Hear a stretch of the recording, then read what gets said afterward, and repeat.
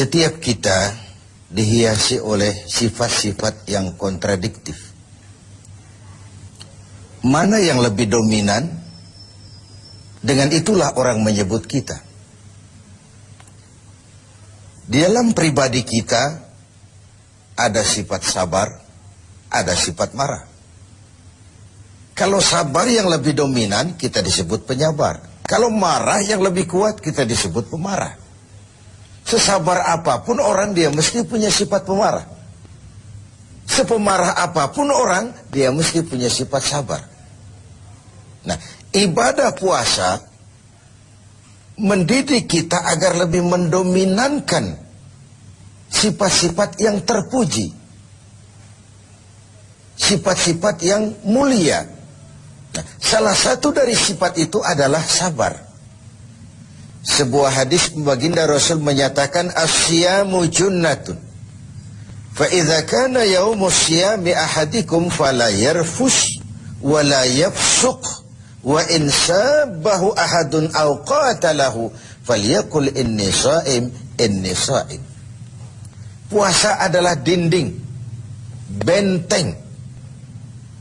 Apabila salah seorang kamu tengah berpuasa, janganlah berkata keji, berkata kotor. Kalaupun ada orang mencaci maki dia atau mengajaknya dia berkelahi, bertengkar, hendaklah dia berkata, maaf, saya sedang sabar. Maaf, saya sedang sabar. Perlu benteng dalam kehidupan ini supaya kita tahu diri. Mana coupling yang boleh kita langkahi, mana yang tidak. Mana hal yang harus kita lakukan, mana yang tidak. Bahwa kita mau cepat naik pangkat, boleh. Tapi harus ada sabar, ada cara. Bahwa kita kepengen cepat jadi orang kaya, boleh. Tapi sabar, ada cara. Seperti kita puasa sekarang ini, bahwa perut ini sudah melilit, tenggorokan sudah kering bukan main. Ada, boleh, sabar, ada waktunya. Bahkan luar biasa dilatih sabar pada saat kondisi sedang peka. Dalam keadaan lapar dan haus, orang itu kan peka. Sedikit tersinggung temperatur naik. Dikala itu orang diperintahkan sabar. Kalau perut kenyang, tidak haus, uang ada, badan sehat, disuruh sabar. Sabarlah orang. Tapi pada kondisi yang peka seperti ini, 1 bulan ini, untuk menghadapi 11 bulan sesudahnya, bagaimana sabar bisa menjadi bingkai kehidupan kita. Sabar di dalam mencari harta, sabar di dalam mengejar karier, sabar di dalam mengembangkan nilai-nilai luhur. Sehingga dengan adanya bingkai kesabaran ini, hidup kita 11 bulan sesudah Ramadan nanti dihiasinya dengan nilai-nilai yang indah dari bentuk kesabaran. Kemudian, kapan kita harus melaksanakan sabar itu? Umumnya di 3 tempat. Pertama, sabar dalam melaksanakan taat. Sabar dalam melaksanakan apa yang diperintah oleh Allah. Karena pada saat kita sudah mengikrarkan diri, bersedia menjadi pelaksana perintah Allah, kala itulah cobaan, godaan, tantangan, rintangan selalu datang. Iblis, musuh utama kita, tidak pernah berhenti sekejap pun. Tiap kali kita berencana untuk melaksanakan taat, tiap saat itu pula iblis mengatur rencana bagaimana menggagalkan ini. Kita ingat dalam sejarah kurban, ketika Ibrahim diuji oleh Allah, turun perintah menyembelih putranya, ujian melaksanakan taat. Ialah kalau orang lain, anak cuma sebiji mata wayang, buah hati belahan jantung, pelanjut cerita penerus sejarah, sudah lama diharapkan. Turun perintah seakan Tuhan ingin berkata, Ibrahim, kau memang cinta kepadaku.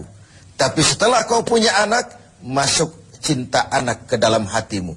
Ayo buktikan, mana yang lebih besar, cintamu kepadaku atau cintamu kepada anakmu. Sembelih anakmu. Ketika Ibrahim akan melaksanakan perintah itu, iblis ngatur strategi. Ini gendeng ini Ibrahim.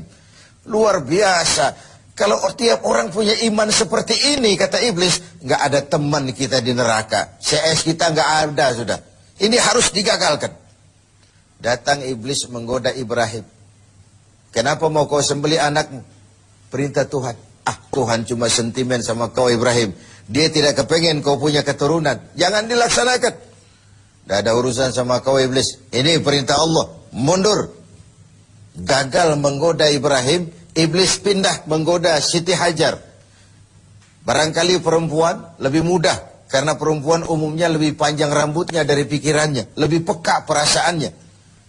Hajar, kau tahu anakmu mau dibawa kemana dengan suamimu? Mau disembelih. Masa sih? Kok sampai hati menyembelih anaknya sendiri? Katanya itu perintah Tuhannya. Oh, kata Siti Hajar. Kalau ini perintah Tuhan, jangankan cuma anakku Ismail. Aku pun ibunya mau ikut disembelih. Tidak ada urusan sama kau. Minggir. 2 kali kecewa iblis. Gila ini. Dikira perempuan imannya lemah, malah lebih hebat lagi.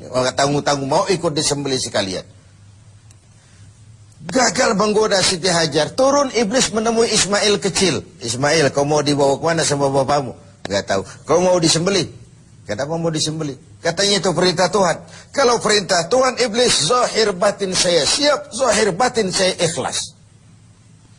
Iblis mau bicara lagi, Ismail ngambil kerikil kecil. Idhab ya la'in. Pergi laknat terkutuk kau. Tengoklah iblis, dia berputar saja di rumah tangga kita. Suaminya mantap, dia datang kepada istri. Istrinya teguh, dia datang kepada anak. Tidak akan berhenti usahanya. Di dalam kita menggagalkan upaya agar kita jangan mentaati perintah Allah. Sabar di dalam taat. Yang kedua, sabar di dalam meninggalkan maksiat. Di dalam meninggalkan yang dilarang. Orang tahu kita peminum, sudah mau berhenti, ada saja. Ah, kau jangan bertingkah lah, kau kemarin kan pakarnya, sekarang aja. Sudah berhenti kita berjudi, Allah sekali-sekalilah. Sekali-sekali gak apalah, banyak saja bujukan, rayuan agar kita kembali kepada penyakit lama. Meninggalkan maksiat, meninggalkan yang dilarang Allah pun perlu kesabaran. Karena bukan main godaannya. Sebagaimana halnya juga dengan puasa ini. Puasa di Jakarta, di kota-kota besar, insya Allah pahalanya lebih besar daripada puasa di desa terpencil. Kenapa? Godaannya tidak seberat di kota besar. Di kota besar kita lihat tulisan gede-gede, hormati orang puasa. Di bawah yang makan biasa. Ini sebuah potret, semakin tinggi nilai taat, semakin tinggi keinginan meninggalkan maksiat, semakin berat juga cobaan dan bisikan iblis. Maka semakin diperlukan kesabaran itu. Lalu tempat yang ketiga, sabar di dalam menghadapi musibah. Sabar dalam menghadapi kesulitan, cobaan, ujian. Baik dia dalam bentuk yang menyenangkan maupun dalam bentuk yang tidak menyenangkan. Kalau bukan sabar yang jadi bingkai, maka ketika datang kesusahan, kita akan seperti ayam sampar, hidup segan mati tak mau, bagai kerakap tumbuh di batu. Tetapi kalau bingkainya adalah sabar, kita akan seperti karang di tengah samudra. Dihantam gelombang yang bagaimanapun besarnya, dia tetap tegar, berdiri dengan kokohnya. Begitulah orang-orang beriman yang diberikan bingkai sabar sebagai hasil pelaksanaan ibadah puasanya.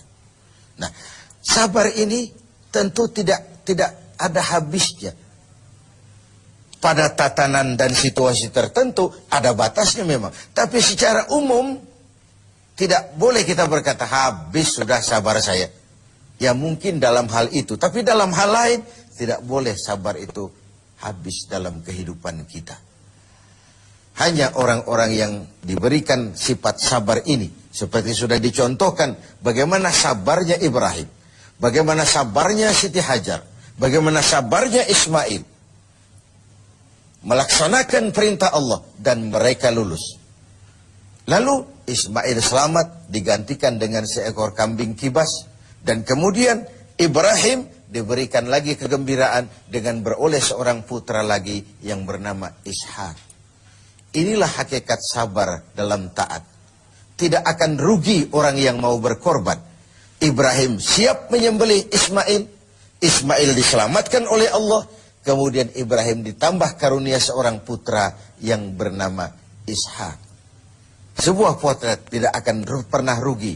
Orang yang mau berkorban, ikhlas dalam berkorban, dan sabar dalam melaksanakan taat kepada Allah Subhanahu wa ta'ala. Lalu sabar juga dalam meninggalkan apa yang dilarangnya. Karena ada kesan, huffatil jannatu bil makarih wa huffatin naru bisyahawat. Surga dan jalan yang menuju ke sana dipenuhi dengan hal-hal yang tidak menyenangkan. Sebaliknya neraka dan jalan-jalan yang menuju ke sana diselimuti oleh hal-hal yang menyenangkan. Hal-hal yang kita cenderung memang melaksanakannya. Karena itu belum tentu yang menyenangkan kelihatannya akan menyenangkan juga seterusnya. Pandai-pandailah kita memilah dan memilih antara keuntungan jangka pendek dengan kerugian jangka panjang, atau kerugian sesaat tapi menguntungkan pada kehidupan jangka panjang. Lalu terakhir, sabar dalam menghadapi